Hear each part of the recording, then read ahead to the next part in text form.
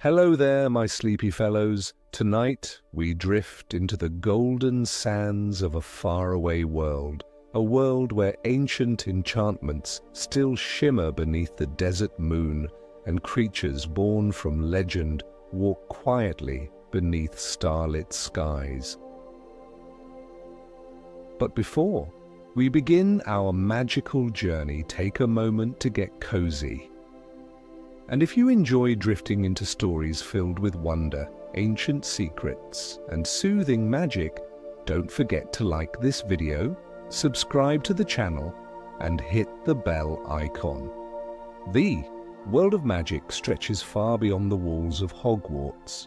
It flows through the roots of ancient trees in the Forbidden Forest, hums softly beneath the cobblestones of Diagon Alley, and sails quietly through the sky on the back of a hippogriff. But tonight, dear listener, our journey will take us far, away from the familiar charm of England's wizarding world, across glowing sand dunes, past forgotten pyramids, and into the magical ruins of ancient Egypt, where creatures long thought vanished still whisper their secrets beneath starlit skies. Our story begins not in the deserts of Egypt, but in the quiet corners of Newt Scamander's enchanted home in Dorset, where suitcases purr, kettles whistle politely, and moon calves blink up at the stars through ivy-covered windows. Newt, older now but ever curious, has received a letter. An owl from Cairo's Magical Creatures Institute arrives with a parchment sealed in gold and sand. There are rumors, gentle ones, that somewhere beyond the ancient pyramids, magical traces have been found. Not just of any beasts, but ones believed extinct, or perhaps never catalogued at all. And so, with his beloved Niffler curled into the folds of his coat and a notebook tucked safely in his arm, Newt boards a ministry airship bound for Egypt. This time, though, he isn't alone. A quiet Ravenclaw researcher joins him, Clara Penrose, a gifted young scholar from Hogwarts, hand-picked for her deep empathy toward magical creatures and her ability to listen when others simply look. As the sun sets behind the shifting dunes, and Cairo's magical district begins to glow with the light of floating lanterns, the journey unfolds with quiet wonder. You won't need to hurry. There are no villains here, no great battles or roaring spells. Just ancient secrets waiting to be found, and a soft adventure perfect for falling gently to sleep. Let the moonlight guide us. Let the wind hum softly through stone ruins.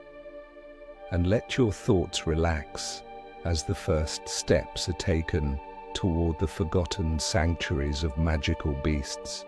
Newt Scamander had always spoken in a soft, thoughtful tone, like every word was being shared with a creature far more delicate than it appeared.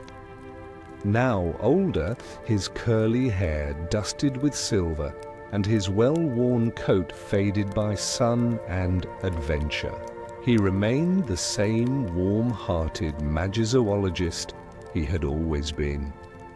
His home, tucked near the cliffs of Dorset, was quiet this evening. A kettle sang gently in the background, and a pair of bowtruckles played hide-and-seek along the windowsill. The room smelled faintly of tea leaves, old parchment, and just a trace of mooncalf fur. Across from him, seated with her fingers gently wrapped around a steaming cup of chamomile, sat Clara Penrose, a Ravenclaw alumna who had recently completed her training in magical creature behavior at the Hogwarts Institute for Magical Studies. Clara had always been a quiet soul, more likely to befriend a thestral than raise her voice in class. With her dark, shoulder-length hair pulled back loosely, and her spectacles slipping down her nose, she looked every bit the gentle scholar. But behind her calm eyes lay a brilliant curiosity, the kind that didn't chase after loud answers, but listened for the whispers of wonder.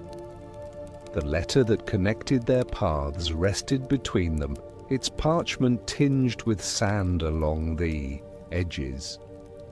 It had come from the Cairo branch of the Magical Creatures Institute, sealed in golden wax and written in an elegant hand. The ministry had unearthed an enchanted tablet in a forgotten ruin beneath the Valley of Kings. A symbol etched upon it matched one from an ancient bestiary, one so rare it had only been mentioned once, centuries ago, in the margins of a weathered scroll in the Hogwarts library. Newt's eyes lit with quiet excitement. "There are stories," he murmured, "of a creature said to dwell beneath the dunes, seen only in moonlight, and known to shimmer with starlight in its fur." Clara leaned forward, her voice barely more than a whisper. "Do you believe it's real?" He smiled kindly, lifting his teacup.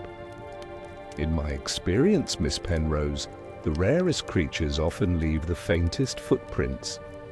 The pair had already begun packing. Newt's enchanted suitcase was half filled with soft moss, dried fig leaves, and a dozen protective charms.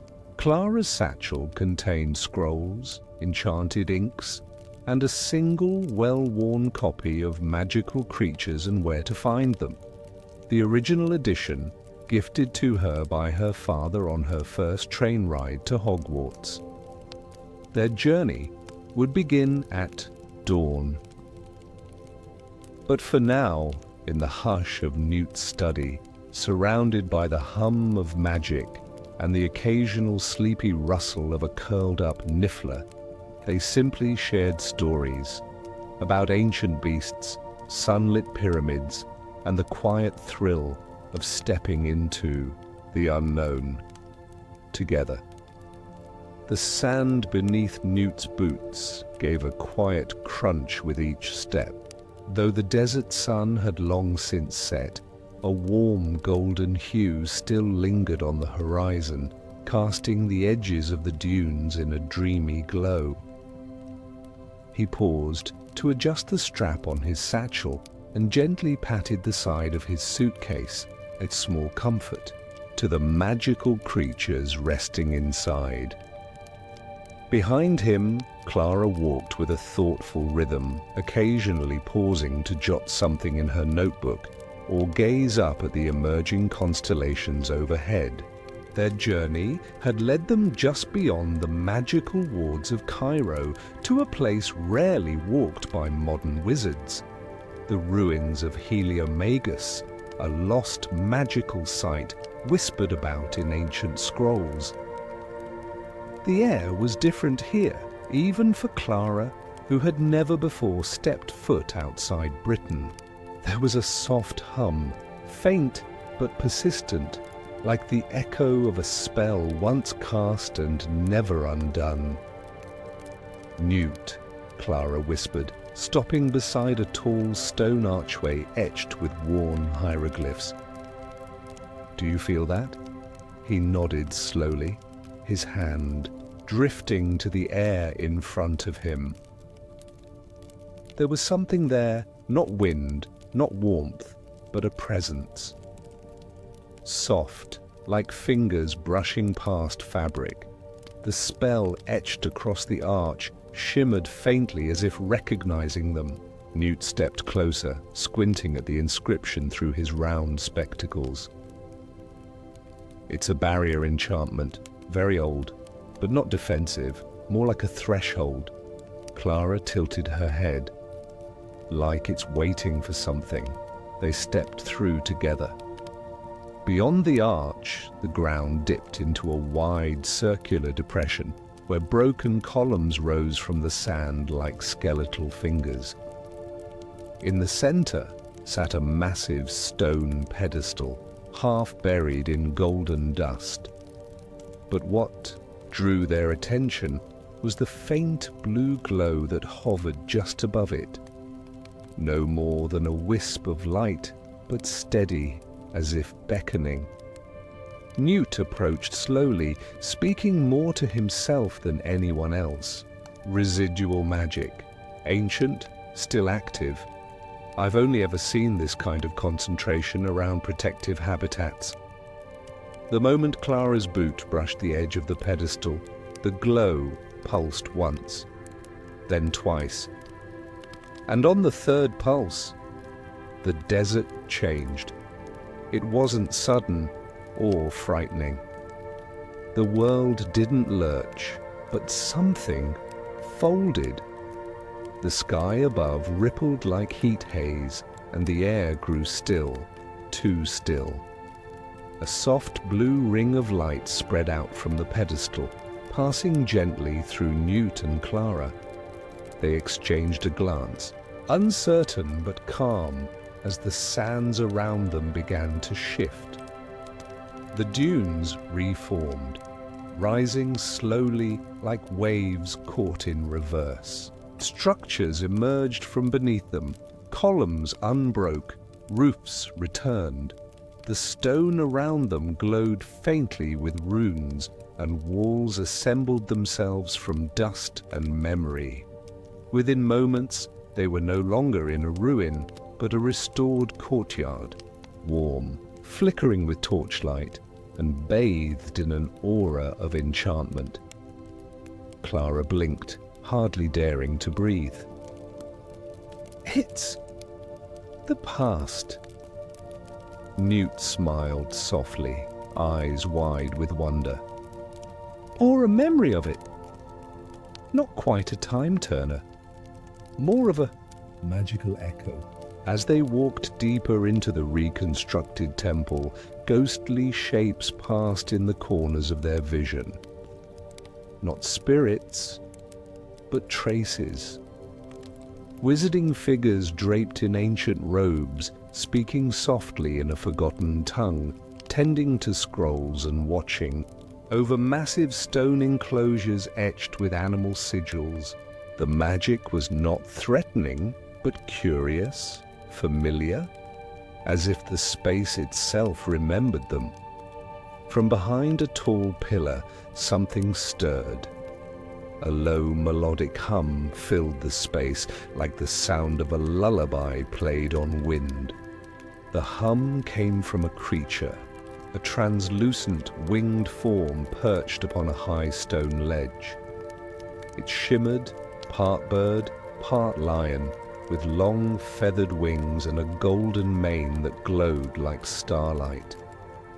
Clara exhaled slowly, captivated.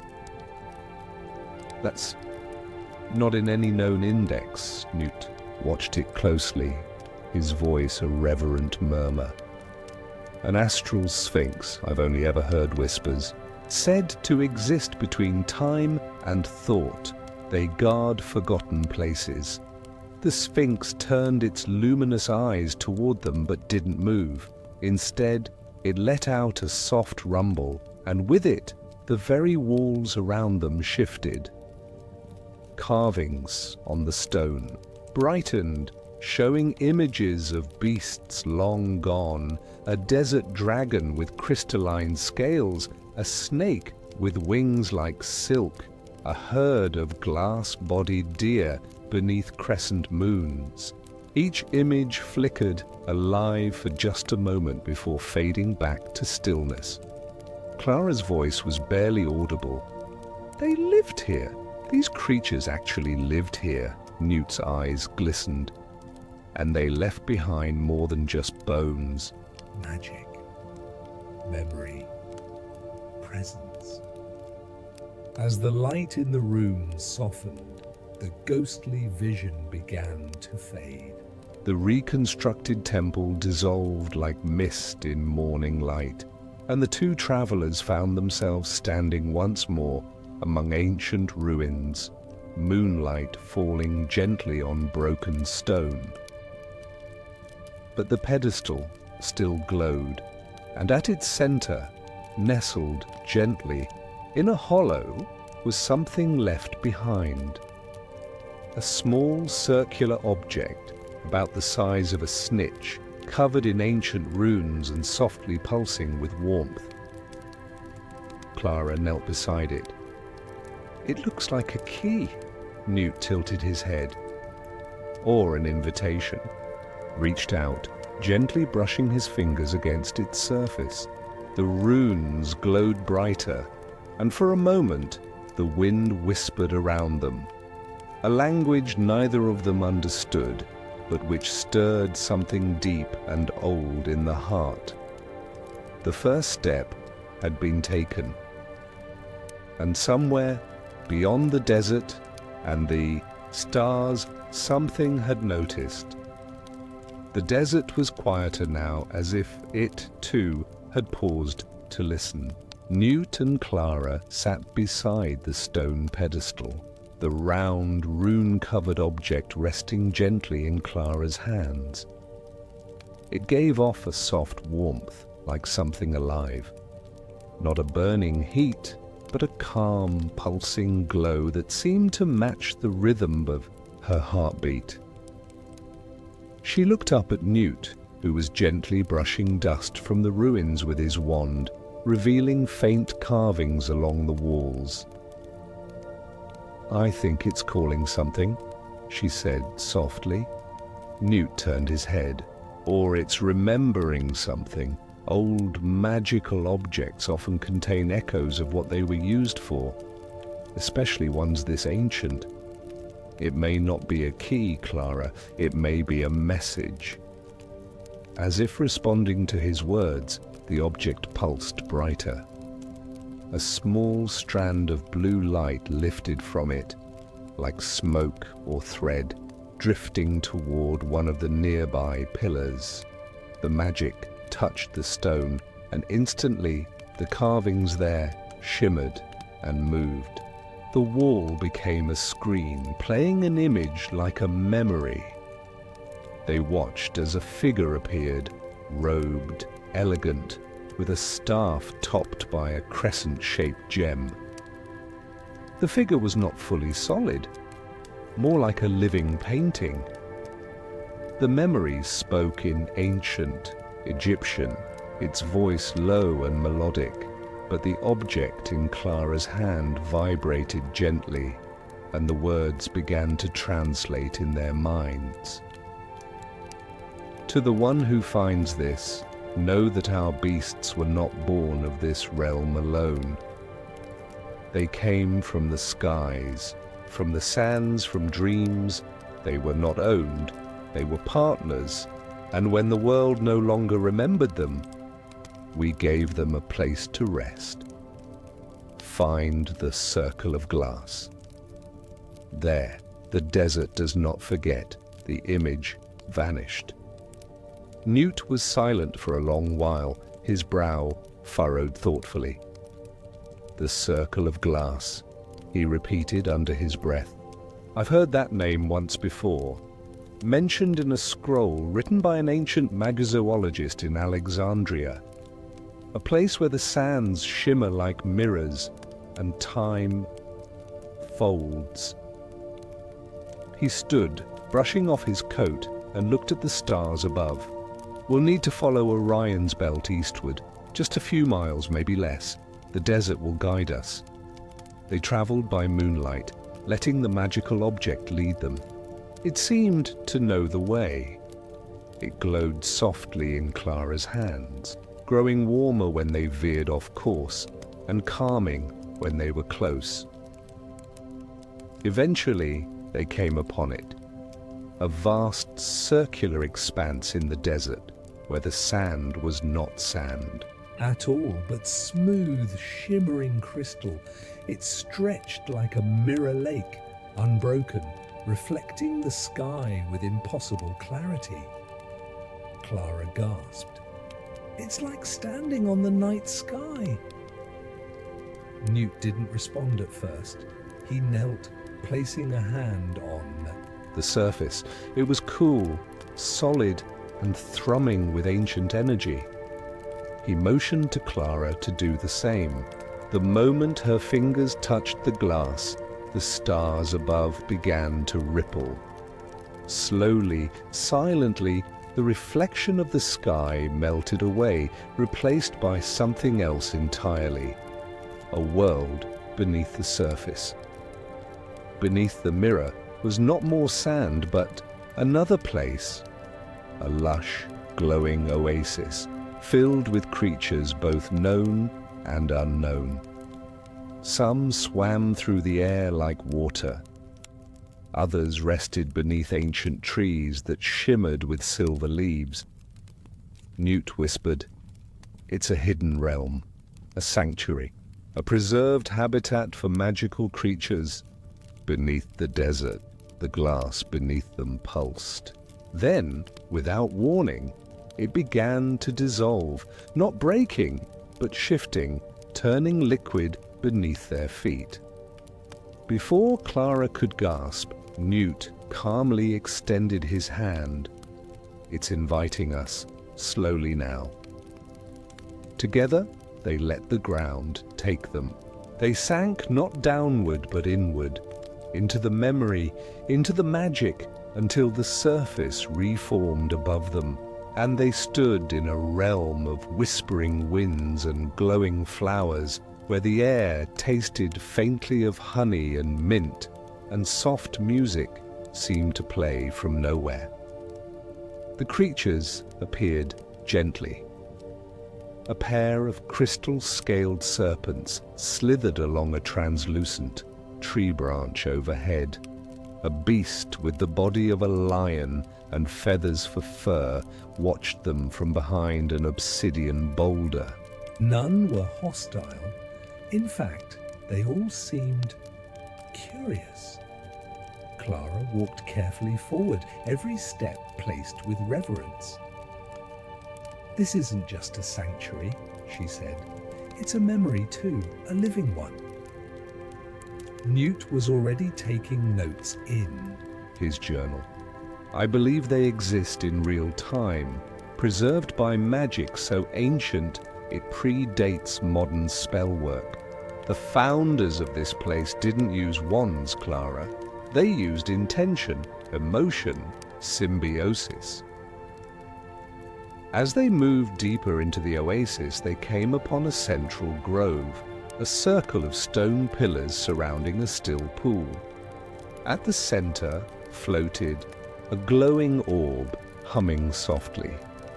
The object in Clara's hand glowed in response. Without hesitation, she stepped forward, holding the artifact toward the orb. The two lights connected, merging in a slow swirl of golden energy. The orb shimmered and projected a final image. A gathering of witches and wizards from long ago, surrounding a newborn creature. A phoenix with markings never seen before, rising in a spiral of golden flame and violet smoke. "They bred new creatures," Clara whispered. "They cared for them, protected them." Newt's eyes softened. "And when they knew the world would forget, they gave them a memory. So one day, someone might remember." The orb dimmed, the grove quieted. The sanctuary, though unchanged, seemed to sigh, not in sorrow, but in peace. Clara looked at Newt. "Why us?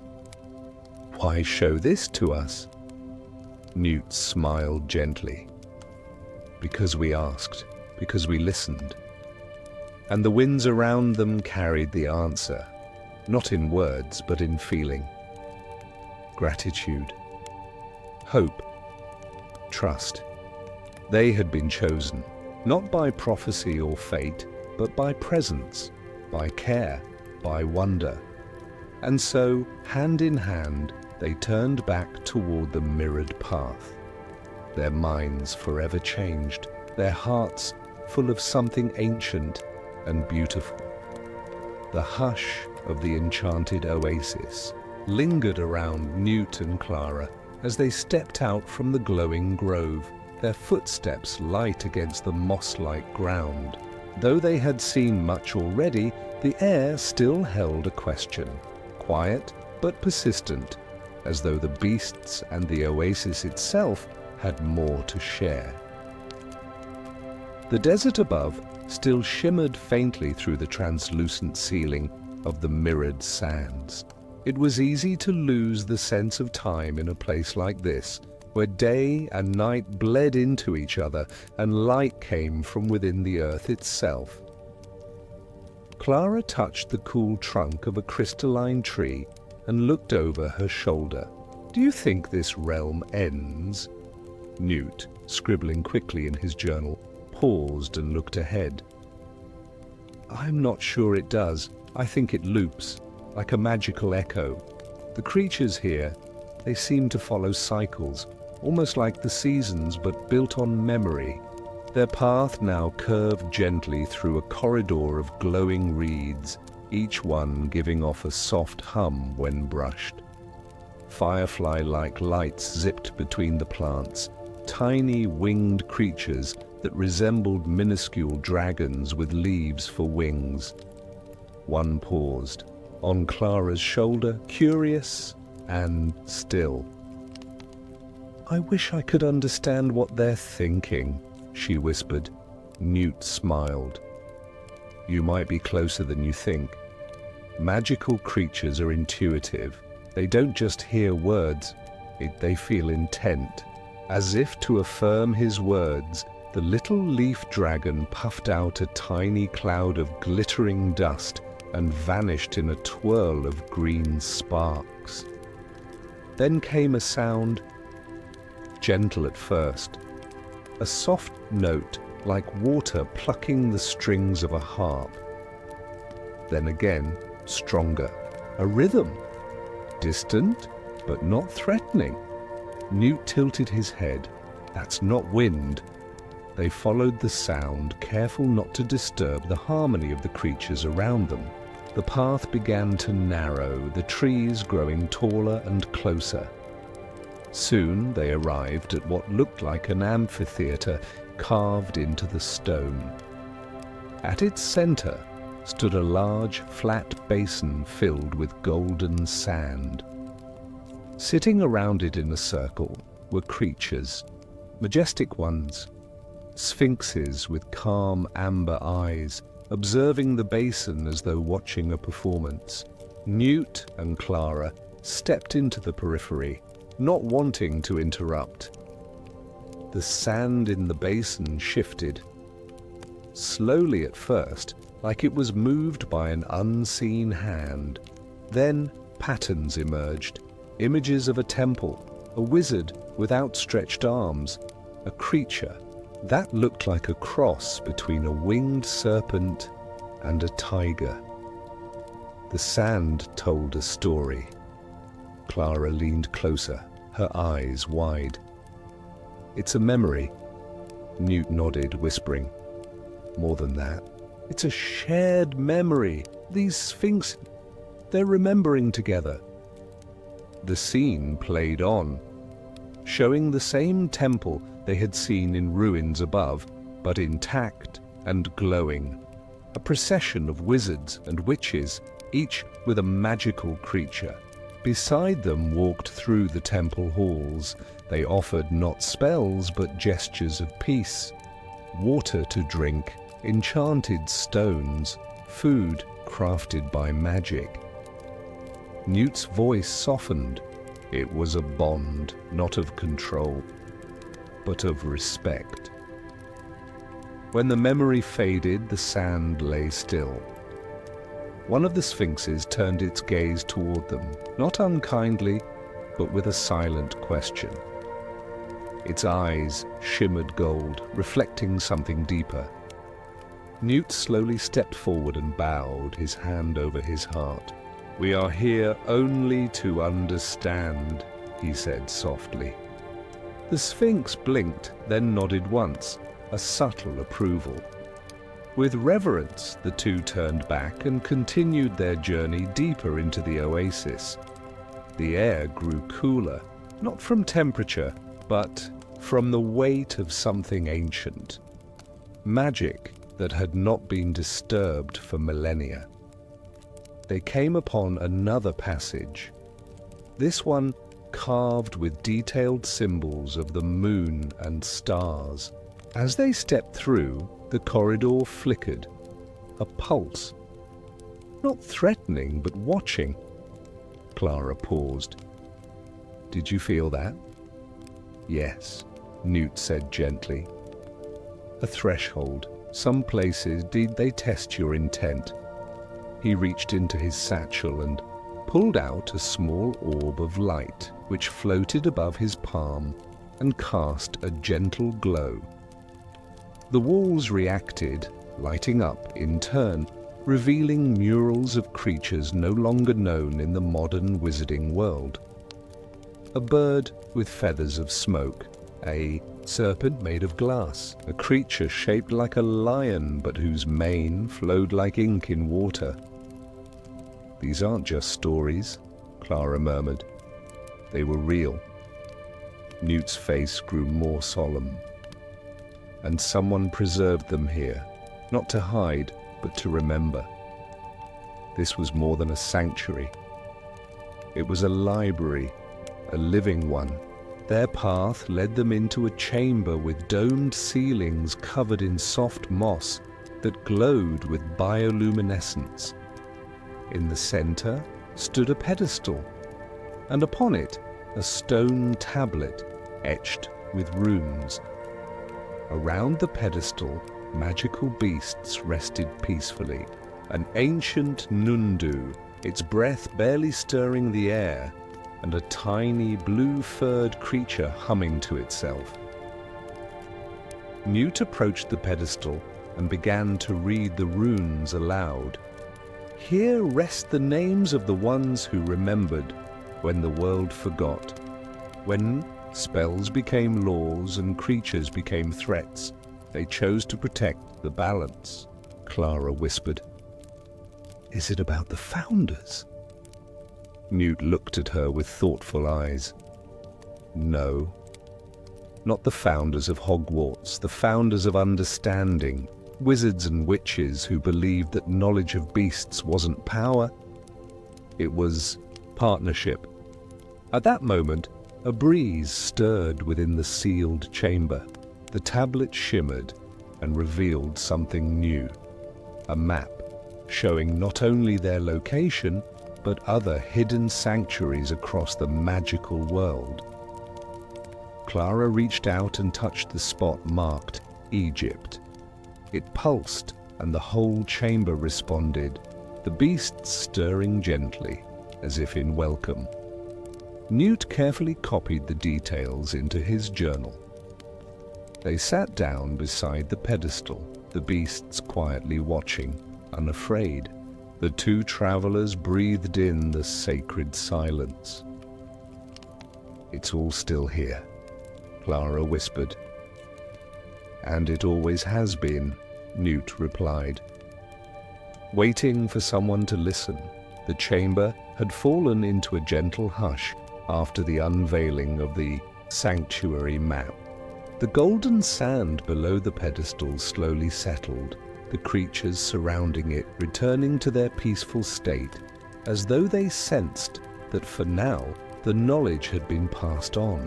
A soft glow lit the room, and Newt Scamander and Clara sat quietly, savoring the wonder they had just witnessed. Clara's voice broke the silence in a whisper. "Newt, those other locations on the map, do you think they still exist?"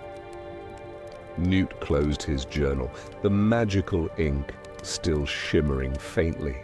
"Yes," he said softly, with a calm certainty. "Magic like this isn't bound by time in the same way we are. These sanctuaries, they were made to last through the forgetting." He glanced at Clara and offered a gentle smile. "But for Now I think this place still has more to share. Clara nodded, her curiosity bubbling just beneath the surface. Then let's keep exploring. They rose and followed a narrow passage on the other side of the dome, one that hadn't been visible until the chamber responded to their touch on the map. As they stepped closer, the walls seemed to ripple like water, revealing an entrance framed by ancient Egyptian hieroglyphs laced with magical runes. Some of the symbols shimmered with gentle golden light, responding to their presence. "Protection spells," Newt murmured, tracing his fingers across the wall. But not to keep something out, to keep something sacred in. As they passed through, the space opened into a wide hall carved directly into the bedrock. Columns of smooth obsidian stretched from floor to ceiling, each carved with depictions of magical creatures known only in legend. Some Clara recognized from ancient bestiaries. The amit, half crocodile, half lion.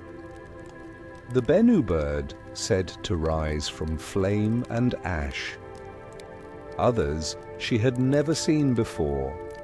On one column, a serpent with translucent wings spiraled upward in a graceful dance.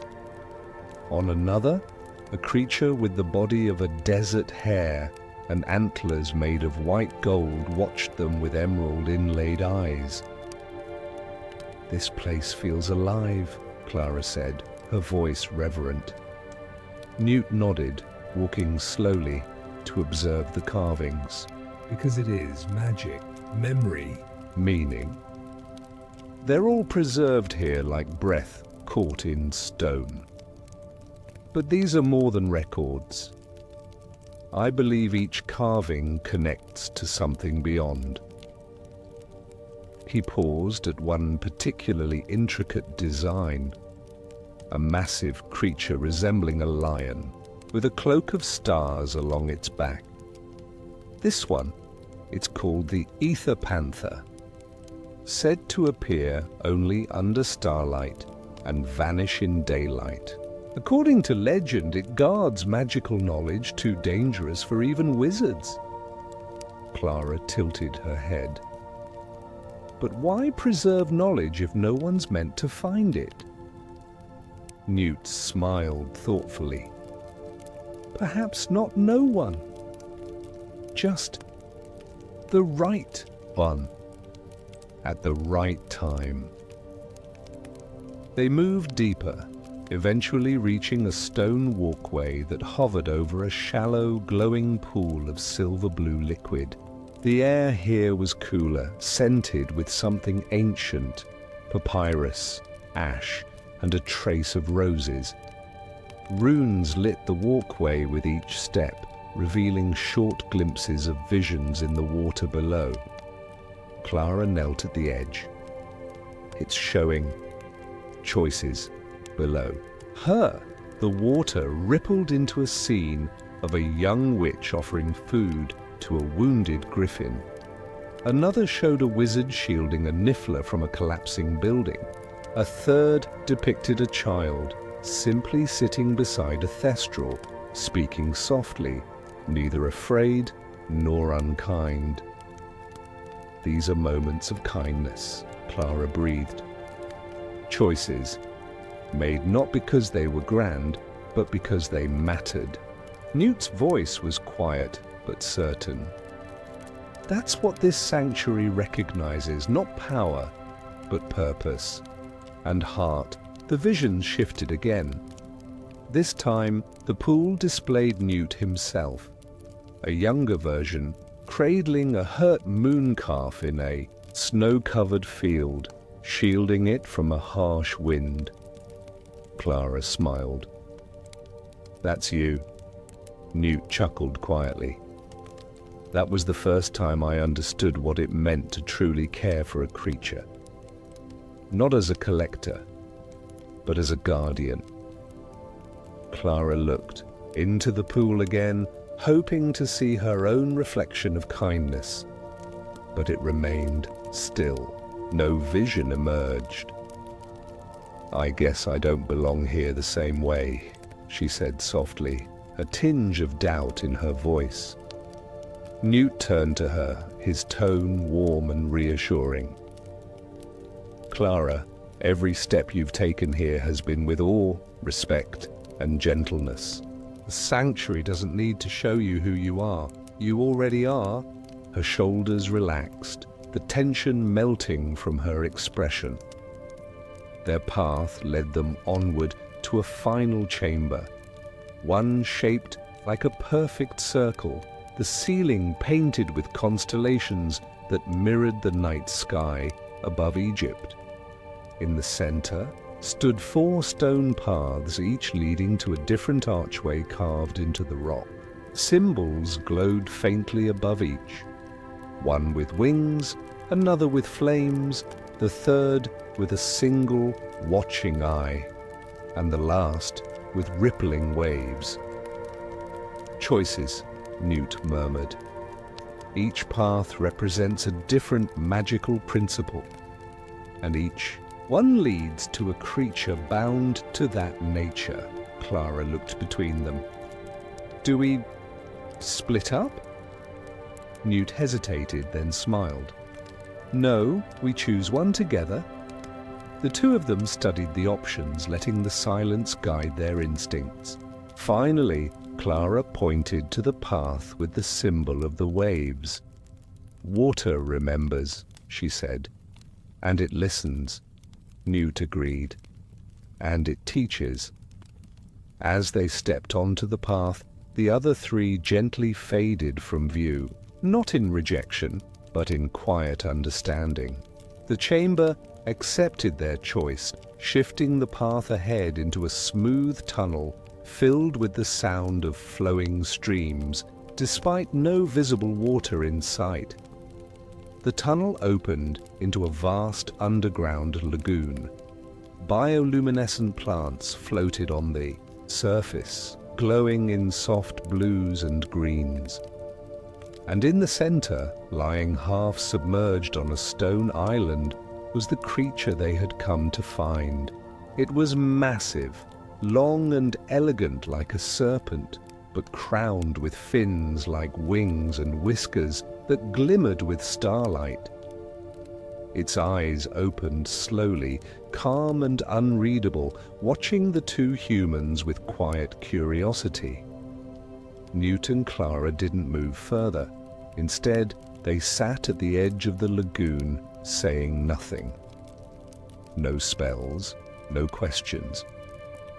Only presence. The creature slowly rose, gliding through the water without sound, circling once before resting again. From beneath the waves, a single golden scale floated upward, carried by the current. It drifted until it landed gently in Clara's palm. She looked at Newt, eyes wide. "A gift," he smiled, "a sign of trust." And so they sat in the quiet, surrounded by magic, mystery, and the soft lull of water. It was not a victory, but a moment of harmony. And in this enchanted corner of ancient Egypt, that was more than enough. The lagoon shimmered with a soft, dreamlike glow, and time seemed to lose meaning in its quiet beauty. Clara sat with the golden scale resting gently in her hand, its surface warm to the touch. Newt watched the creature glide effortlessly beneath the surface, its movements like ripples in time itself. Neither spoke for a while. It was a silence that didn't demand filling, only understanding. Finally, Clara turned to Newt, her voice just above a whisper. It's more than a sanctuary, isn't it?" Newt nodded slowly, his gaze still following the creature. "Yes, I think this place was meant as a bridge between magical knowledge and magical creatures, between memory and the present, between us and something older. He glanced down at the golden scale. And perhaps this is a key? Clara looked at the scale again. In the calm light of the lagoon, its color shifted gently. Gold, then bronze, then a silvery blue, as though it mirrored the lagoon itself. Curious, she raised it slightly, and as the light struck it, the air around them changed. The walls of the chamber began to shimmer, first faintly, like heat haze, then with growing clarity. Lines of ancient runes etched themselves into view all around the dome above them. Glowing softly, they spiraled toward the top, like constellations in motion. The water around the creature mirrored the movement, forming circular ripples that pulsed outward. Newt stood slowly, his eyes wide. "It's awakening something." Clara rose beside him. "A memory. A story, maybe." The creature in the water let out a low, melodic sound. Not a cry, not a growl, but a hum of ancient magic. As it sang, the runes on the wall began to rearrange, forming clear patterns. Newt reached for his enchanted journal, which glowed faintly as the ink within responded on its own, transcribing what was appearing before them. "The story of the four," Newt read softly. "Not the founders of Hogwarts, but the guardians of the first magical sanctuaries, ancient witches and wizards whose patronuses weren't just protective spells, they were alive." Clara's eyes widened. "Alive?" He nodded. "Created not as temporary shields, but as permanent spirits. Bonded to magical creatures and guardians. The Patronus as we know it is only a shadow of the original spell." The lagoon creature rose again, circling the stone island in the center. As it swam, the room filled with a silvery mist, one that didn't feel cold or wet, but carried warmth, like a memory brought to life. From the mist, ghostly shapes began to form. The first appeared as a woman cloaked in feathers, her staff shaped like a serpent entwined with vines. Her Patronus, a great winged jackal, stood beside her, its eyes glowing with the same soft light as the lagoon. "She was the seer," Newt whispered, "a witch who saw possible futures through the memories of beasts." Another figure stepped from the mist, tall, robed in gold-threaded linen, his face calm, eyes alight with knowledge, a creature resembling a cross between a sphinx and a lion padded beside him. "He was the scholar," Clara said, eyes wide with wonder. "He believed every magical creature carried a fragment of truth." A third and fourth appeared. A man with flames dancing along his arms, his Patronus a serpent of fire and glass. And a woman draped in sea silk, whose Patronus was a glowing creature of waves and stars. They weren't just caretakers of magical creatures, Newt said. They merged their very essence with them. They gave the world not just protection, but remembrance. Clara turned to the runes on the wall. "Look, they're naming the spells." The runes formed 4 distinct symbols, and beneath each one, words shimmered to life. Memorare bestia, to bind memory with beast. Lux animae, to shape light from one's soul. Vocare verum, to call truth from silence. Unio vita, to unite life across form.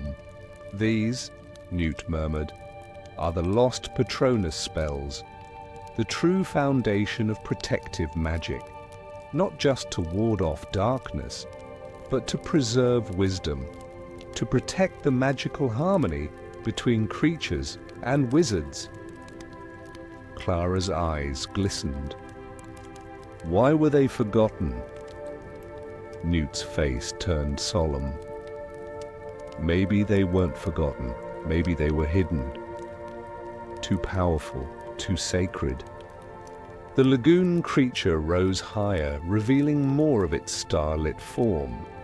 As it approached, the golden scale in Clara's hand began to vibrate gently. Not with fear, but recognition. The creature dipped its head slowly, and Clara instinctively extended the scale outward. The creature touched it with the tip of its snout, and the runes in the chamber flared brightly for a moment before dimming again to a gentle glow. A final message appeared along the ceiling, circling the dome like a crown. Those who protect with soul and listen with heart shall carry forward the bond between memory and magic. Newt let out a slow, deep breath. This wasn't just a discovery. It was a passing of responsibility. Clara nodded slowly. And it chose to pass it to us. The creature let out one final hum, soft, calming, almost like a lullaby. Then it turned, diving back into the water and disappearing into the shimmering depths of the lagoon. The light around the room began to dim, returning the chamber to its natural calm. The mist faded, the runes quieted, everything settled into peace again. But the memory remained. Newt closed his journal, now glowing softly with the script of the sanctuary. We need to take this knowledge back, not to hoard it, but to share it, carefully, respectfully. Clara nodded, still holding the now cool golden scale. The world's forgotten so much, but this could remind it. Their footsteps echoed quietly as they retraced their steps back through the carved halls of the sanctuary. The columns no longer shimmered, but they felt no less alive. The walkways responded to their presence, gently lighting their way home. As they approached the entrance, Clara paused and turned back one last time. The lagoon glowed faintly in the distance, a soft light in the heart of forgotten sands. Newt placed a hand on her shoulder. We'll come back one day, with the right ones, the ones who still listen. And with that, they stepped into the warm desert night, the stars above echoing the constellations painted in the sanctuary below. They had come in search of knowledge. What they found was legacy. The warm desert wind greeted Clara and Newt as they stepped once more into the night, the entrance of the sanctuary closing behind them with a whisper, as if the sands themselves had sealed the secret once more. Overhead, the sky was a blanket of starlight, gently pulsing with the same soft rhythm that echoed in Clara's chest. Steady, calm, full of awe. They walked quietly for a while. The air was cool, brushing gently against their robes, and each step across the sand left soft prints that the wind would soon erase. Yet neither of them felt the need to speak.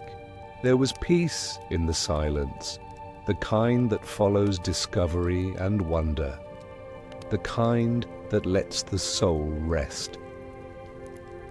Clara glanced at the golden scale still in her hand. It no longer shimmered as brightly, but its warmth had not faded. In fact, it felt more like a comforting presence now. Not a puzzle, but a companion. "Do you think it'll guide others too?" she asked softly. Newt gave a thoughtful nod. "Yes, if they listen. If they walk the path not just to learn, but to understand." He paused, looking back toward the entrance, now hidden beneath layers of natural illusion. Magic like that chooses when it's ready to be found. A small magical beetle buzzed near their feet, a jeweled creature with sapphire wings, and gently scurried into a dune, disappearing as quickly as it had appeared. Clara smiled, watching it go.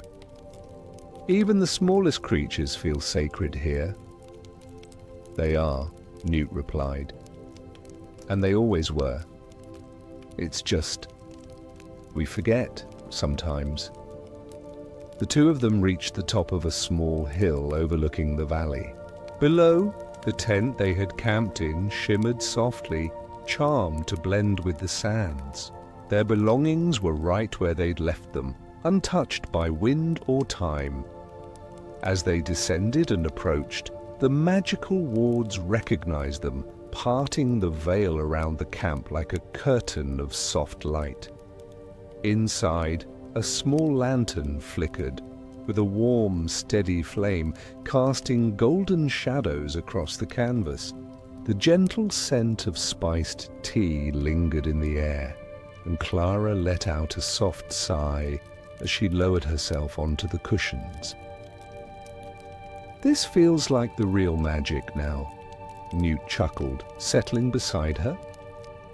"Comfort after revelation. It's always the best kind."